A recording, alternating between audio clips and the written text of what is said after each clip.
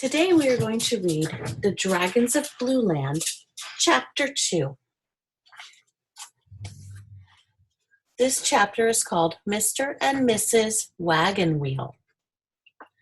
But someone had seen the dragon. At least he was sure he'd seen something blue and yellow and gold galloping down the road.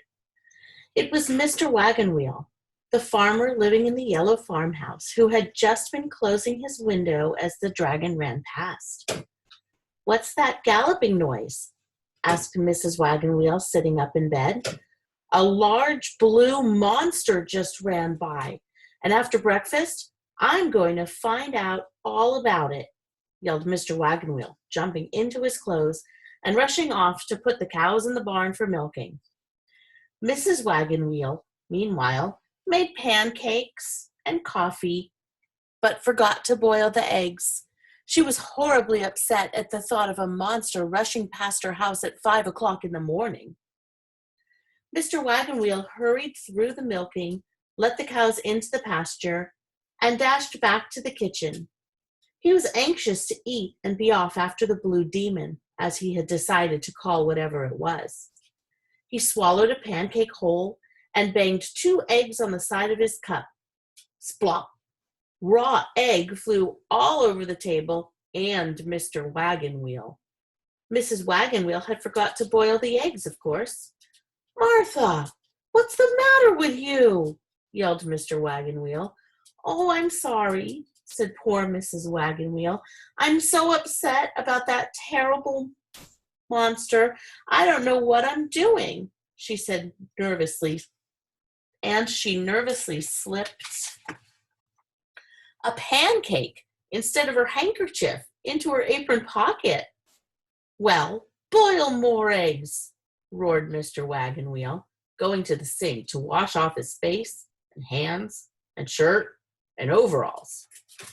Now, Mr. Wagon Wheel liked his eggs hard, very hard, and as he waited for them to get very hard, it began to rain. It was only a drizzly rain, but enough to wash away the dragon's footprints in the dusty road. "Drat it," thundered Mr. Wagon Wheel, looking at the window. "It's raining." "I thought we needed rain, dear," said Mrs. Wagon Wheel. "We do, but why can't it wait until after I capture the blue demon? Now maybe I'll never find him." "Maybe it's just as well," said Mrs. Wagon Wheel, carefully putting a spoonful of salt in her coffee. "Well, I can see you have no spirit of adventure," grumped Mr. Wagon Wheel, peeling his at last ready, very hard eggs. He picked up his rifle and a strong arm and put on his raincoat and boots. "I'm off," he yelled and slammed the door. "He'll never come back," thought Mrs. Wagon Wheel as she quietly sat down to cry. Mr. Wagon Wheel ran down the road, pouncing on bushes, peering behind trees, and examining roadside ditches, yelling all the while, "Coming, ready or not!" He made such a racket that the cows heard him in plenty of time. They huddled around the big culvert where the baby dragon was hiding and pretended to be busy drinking water. For they had found the sleeping dragon while Mr. Wagon Wheel was eating his very hard eggs. "Wake up," they had said, "and tell us what you are and what you're doing in our culvert." The dragon woke up with a start and then smiled at the friendly cows. "I'm a baby dragon," he explained, "and I'm on my way home to the great high mountains of Blueland." "But what are you doing in our culvert?" asked a cow. "I'm hiding. You see, most people think that there are no dragons left, and if I should be captured, I'd surely end up in a zoo or a circus and never get home again." "Shh," said another cow.